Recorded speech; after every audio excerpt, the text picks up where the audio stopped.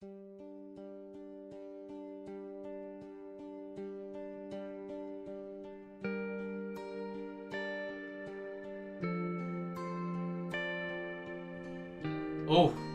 It's the F word again. ये लड़कियां बात बात पे फेमिनिज्म का झंडा लहराने क्यों निकल पड़ती है? कम ऑन यार, times have changed, stop it. We want to. We are dying to see the day this all stops. Quite literally. It's termed as femicide, where the certificate of right to life comes with the stamp of gender. Hey, but that's in Turkey, right? News flash. India has been fighting femicide since ages.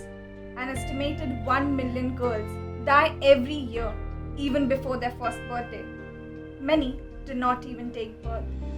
Why? Because we, as a country, fail to celebrate them. Celebrating women? We hardly consider their needs. It took women to come out on streets to make the government realize that sanitary products aren't a luxury. Again, while announcing the lockdown, it forgets to mention them in essentials, where basic necessities have to be fought for. It's a never-ending struggle for choices.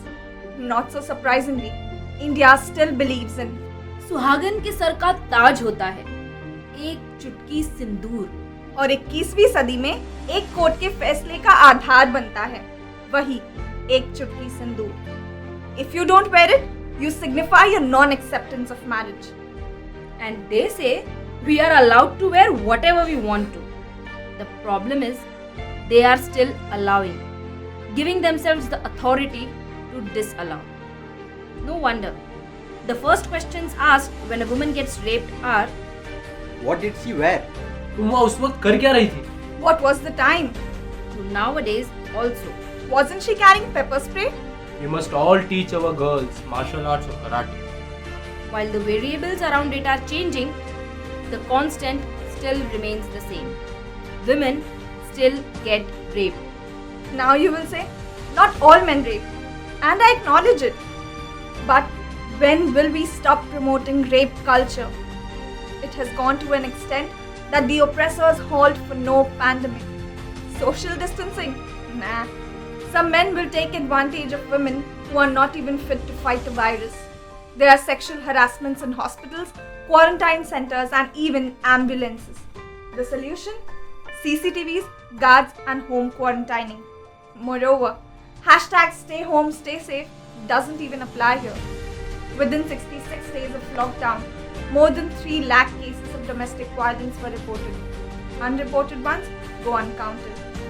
One thing people are rarely talking about is what is the living condition of women whose husbands just refuse to take no for an answer.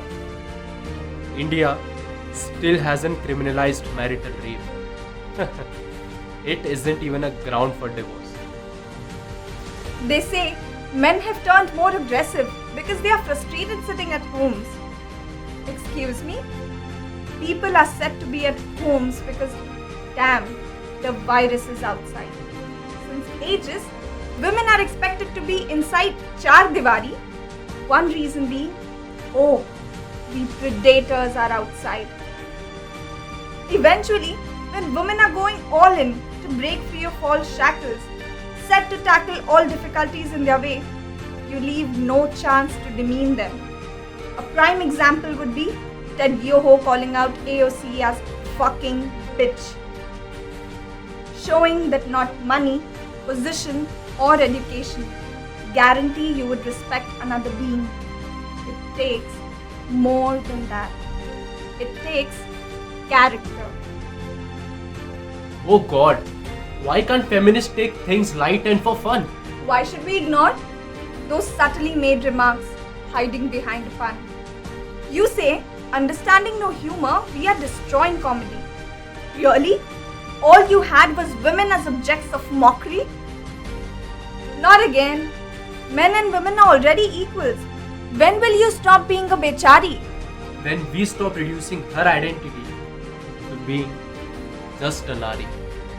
Well, if it's about embracing individuality through gender equality, why call it feminism? People have problem with a word which includes feminine in it. So are we even there to talk about equality? Going by that idea, we must all object being called women because in it there will always be men. See, I knew. Feminists are simply angry man haters. Oh, hello. We are just calling out for discriminators. Are you getting offended? Beware. There might be a seed sown in you too. Deep into the unconscious reaches patriarchy, I tell you. Accept it. Work towards uprooting it before it grows and shows.